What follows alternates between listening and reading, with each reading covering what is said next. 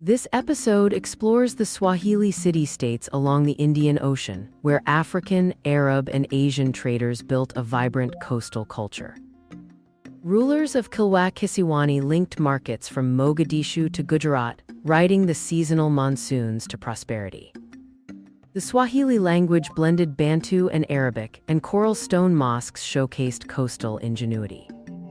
Dhows carried gold and ivory, forging a maritime economy that faced upheaval with the arrival of the Portuguese in the 16th century.